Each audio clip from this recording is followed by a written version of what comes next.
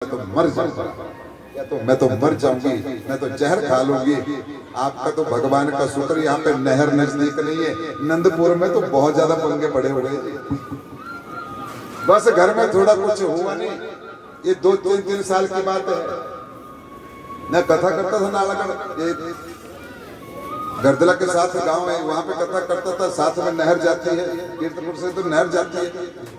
तो यजमान बेचारे फोन करते रहते, बस एक के घर में झगड़ा हुआ नहीं, उसकी पत्नी ने फोन किया मेरे को। मैंने बोला क्या बात होगी? कह लगे जी वो झगड़ता करता है, मैं मर जाऊंगी, मैं ऐसा करूँ, मैं नहर में डूबने के लिए जा रही। मैं रुक रुक रुक रुक भाई। कहले क्यों? मतलब मरना बड़ी अच्छी बात है, तो थोड़ा तूने गड़बड़ कर दिया। मरते समय मेरे को फोन मत करना, क्योंकि डिटेल निकलेगी तो मैं भी जेल में जा सकता हूँ। ये मेरी बात को ध्यान से सुनना, मरते समय मेरे को फोन मत करना। कहने फिर क्या करो? मैं घर में चले जा और कल बिना फोन किए हुए नहर में चले जा। मर जा, कौन रोक रहा है? कौन रोक रहा है? जाओ मरो।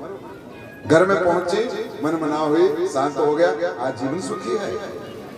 एकदम से कभी निर्णय मत ले दे। घर में झगड़ा होता रहता है। बुजुर्ग बोलते ना, 2 बर्तन होते तो टकराते रहते हैं, लेकिन माता क्या है? शांत रहना। प्रश्न पूछा, सौनक जी खड़े हो गए, जो बूढ़े साधु थे। सुखदेव से प्रश्न पूछा, प्रभु थोड़ा धर्म संकट पड़ा हुआ है। कौन सा धर्म संकट पड़ा हुआ है?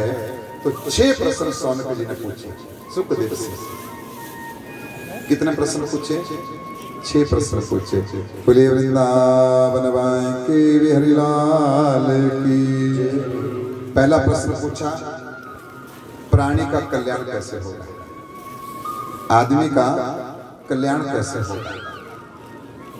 दूसरा प्रश्न पूछ लिया महाराज, शास्त्र बहुत है, एक शास्त्र नहीं है, शास्त्र बहुत है, लेकिन मनुष्य के पास समय कम है।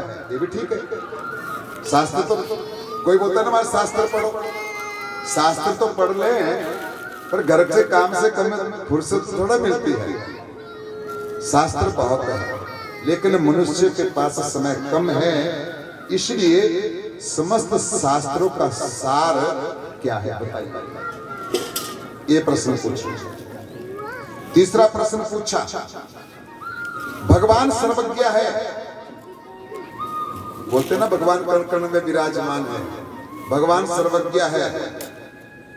जब भगवान सर्वज्ञ है, हर जगह विराजमान है, तो अवतार क्यों लेते हैं? अवतार क्यों लेते हैं?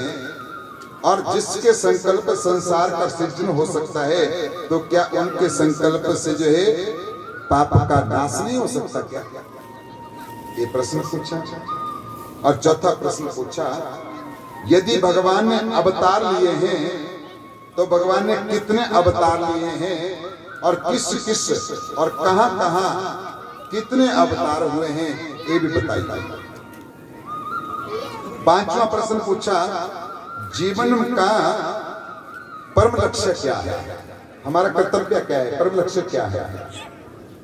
और छठा प्रश्न पूछा, भगवान धर्म की स्थापना के लिए आते हैं। देखो ये बड़ी अच्छी बात पूछी, क्यों जी? भगवान धर्म की रक्षा करने के लिए आते हैं। गीता में सुना होगा, यदा यदा ही धर्मस्य ग्लानिर्भवति भारत। धर्म की रक्षा करने के लिए भगवान अवतार लेते हैं, और जब भगवान अवतार लेकर के अपने वैकुंठ में वापिस चले जाते हैं, तो धर्म को किसकी शरण में छोड़ करके जाते हैं? ये भी प्रश्न पूछा। अब जब इतने प्रश्न पूछ लिए, तब जाकर के जो है सुखदेव ने सोच लिया, एक दिन का प्रोग्राम नहीं है, कई दिनों के रोकने का प्रोग्राम है। क्योंकि सुखदेव ऐसे साधु थे, ऐसे बाबा थे, जो एक जगह कभी रुकते नहीं थे, निरंतर चलते रहते थे। और सुखदेव को रोकने के लिए, क्योंकि शास्त्र में बताया गया है, सुखदेव कितने समय तक रुकते थे? जितना समय गो दोहन करने के लिए लगता है, गाय दोहने के लिए जितना समय लगता था, उतने समय तक ही सुखदेव रुकते थे, उससे ज्यादा देर तक रुकते नहीं थे। सुखदेव ने प्रणाम किया, सब ऋषि मुनि को प्रणाम किया, कहने लगे कि सुनो, मैंने भागवत की कथा को श्रवण किया है। भगवान बोले शंकर के मुख से, भगवान की कथा को चुरा कर लाया है। और जो जो मैंने भगवान के मुख से सुना है सो मैं आपको बताऊंगा। और भगवान की महिमा को, इस भागवत की महिमा को गाने लगे, कहने लगे कि सुनो, इस भागवत के अंदर, इस भागवत की कथा को सुनना तो दूर की बात है, मात्र दर्शन भी कर लेता है उसका भी कल्याण हो जाता है। सुखदेव भगवान स्वयं कहते हैं।